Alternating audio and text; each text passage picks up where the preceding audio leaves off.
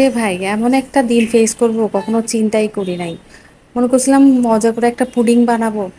তো আজকে কিভাবে আমি ফেল করলাম ওইটাই আপনাদের সাথে শেয়ার করব। তো চলেন। তো প্রথমে হচ্ছে পুডিং এর জন্য আমি যা যা করা লাগে স্টেপ বাই স্টেপ। পুডিং তো সবাই বানাইতে পারে ভাই। ভাই পুডিং তো সবাই বানাইতে পারে, আমিও আপনাদের মতো আমিও পুডিং বানাইতে পারি। সেই ছোটবেলা থেকে মা বোনকে দেখে আসছি পুডিং বানাতে, আমি পুডিং বানাতে পারবো না? হ্যাঁ, আমার বাম হাতের খেল। তো এরকম বাম হাতের চিন্তা করতে গিয়ে আজকে আমার সাথে কি কি ঘটনা ঘটলো। তো প্রথমেই দেখেন, প্রথম ঘটনা হচ্ছে এই দেখেন, আমি আমার মিক্সচার মেশিনে কি করছি, ডিমগুলো সহ জালি সহ দিয়ে দিলাম।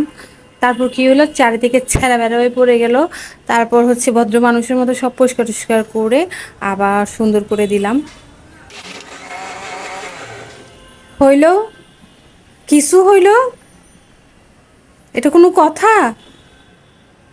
আজকে আমার সাথে এরকম একটা কাহিনী হইলো, পুডিং বানাতে গিয়ে আজকে আমি ফেল করলাম।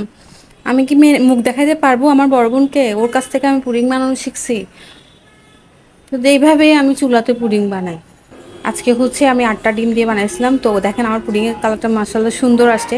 তো ডিজাস্টারটা কখন হয়েছে দেখেন, ডিজাস্টারটা এখনই হবে। মানে আমার জীবনটা আজকে তামা তামা হয়ে গেছে এই সামান্য পুডিং বানাইতে গিয়ে।